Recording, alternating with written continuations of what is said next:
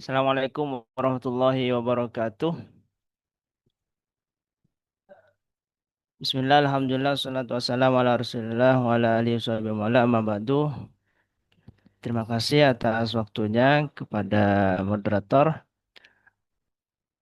Baik, dalam hal ini penelitian yang kami angkat adalah tinjauan hukum Islam terhadap jual beli lahan sengketa. Studi kasus di Dusun Sumberjo, Desa Urologi, Kecamatan Sumbersari, Kabupaten Jember. Saya Asad Humam dari Mahat Ali Nurul Islam Jember.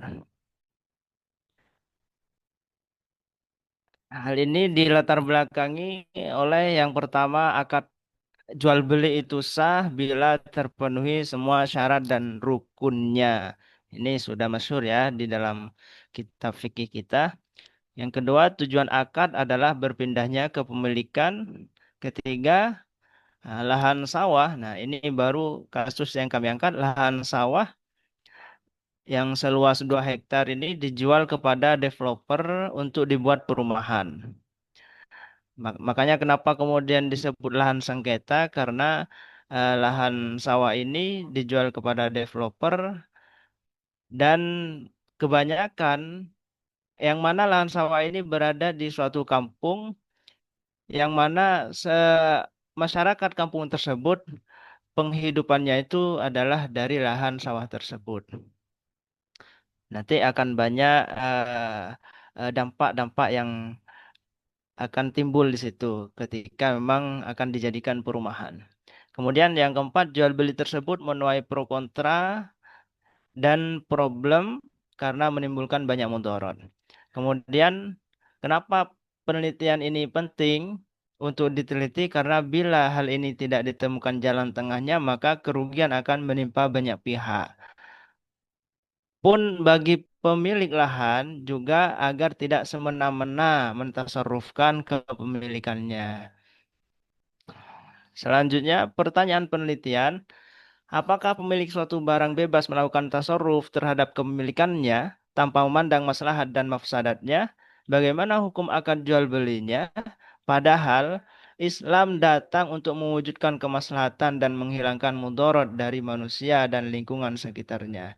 Jadi disyariatkannya jual beli ini jangan sampai kemudian melumpuhkan cita-cita tertinggi Islam yaitu mewujudkan kemaslahatan dan menghilangkan mudarat. Baik, kemudian dari latar belakang itu dirumuskan dua rumusan masalah. Pertama, bagaimana unsur-unsur akad jual beli lahan sengketa. Bagaimana hukum akad. Yang kedua, bagaimana hukum akad jual beli lahan sengketa wirologi. Perspektif usul fikih dengan teori taksisul am. Dari rumusan masalah ini tentu tujuannya yang pertama, dari rumusan masalah yang pertama untuk mengetahui hukum wad'i dari akad jual beli. Jadi hukum wad'i itu seperti sah, fasid atau butlan. Nah, itu hukum wad'i. Yang kedua untuk mengetahui hukum taklifi dari akad jual beli lahan sengketa. Hukum taklifi itu yang biasa ya, haram, wajib gitu ya, makruh dan seterusnya. Selanjutnya, metodologi penelitian. Yang pertama, jenis penelitian ini merupakan penelitian fikih dengan mengadopsi dan adaptasi dari teknik-teknik penelitian kualitatif dan menggunakan metode lapangan, serta pendekatannya adalah deskriptif dan kualitatif. Metode pengumpulan data, penulis menggunakan metode wawancara mendalam, observasi, dokumentasi, yaitu teknik mencari data mengenai segala hal yang berupa catatan, transkrip, buku surat kabar, majalah, agenda, dan lainnya, baik dalam bentuk cetak maupun digital seperti e-book dan internet. Teknik analisis data, penulis menggunakan metode content analysis of written materials, yaitu melakukan analisis dan pengolahan data secara ilmiah tentang isi suatu pesan komunikasi. Prosedur analisis data penelitian ini bersifat deskriptif, analogik, dan preskriptif. Selanjutnya, kerangka berpikir. Dalam penelitian ini, penulis menggunakan dua teori untuk menjawab rumusan masalah tersebut. Teori pertama adalah akad jual beli dalam fikih. Teori ini tidak jarang masih menimbulkan mudarat, khususnya dalam masalah tasarruful mamlukah. Sehingga hal ini menuntut peneliti untuk menyoroti teori ini menggunakan teori yang kedua, yaitu takhsisul am sebagai kaidah usul pembuatan hukum Islam. Qaidatul usul fi tasyri'il Islam. Kemudian dalam penelitian ini terdapat kaidah umum, yaitu manusia berhak untuk mentasarufkan kemilikannya. Ini umum. Karena pada dasarnya ia bebas mentasarufkan semua hak kepemilikan dan privilege atau ikhtisos yang ada dalam kekuasaan atau kepemilikannya. Tapi setidaknya dalam sebagian kondisi, tasarruf ini dapat merusak kemaslahatan umum dan tentunya juga menyalahi maqasid syariah. Maka dalam hal ini peneliti menggunakan teori takhsisul am bil istisna ala qaidati dzara'i untuk kemudian menganalisa kasus-kasus yang sebanding lalu dilakukan pengecualian dari keumuman kaidah tersebut. Kenapa harus demikian? Tujuannya tidak lain demi tercapainya kemaslahatan. Landasan teori kami memakai dua. Yang pertama adalah jual beli, mencakup definisi rukun-rukun syarat-syarat mabih atau barangnya yang dalam hal ini adalah lahan sawah itu sendiri. Kemudian yang kedua amkhos. Ini meliputi definisi macam-macam dalalah dan taksis. Dilanjutkan paparan data. Di sini kami membagi empat variabel karena setelah diolah ya, saya menemukan empat variabel di sini. Yang pertama unsur-unsur dan prosedur akad jual beli lahan sengketa wirologi apa saja di situ. Kemudian status lahan sengketa sebagai objek jual beli. Yang ketiga penolakan warga terhadap alih fungsi lahan. Yang keempat dampak alih fungsi lahan pertanian menjadi perumahan. Dilanjutkan, nah ini alur jual beli lahan sawahnya. Pertama Pak Yoga ini selaku siapa developer melihat langsung kondisi lahan sawah bersama Pak Sofi. Pak Sofi ini orang yang apa ya? Tangan kanannya pemilik lahan sawah dan kebetulan Pak Sofi ini memang yang apa ya? Orang yang menerima gadai sawah itu.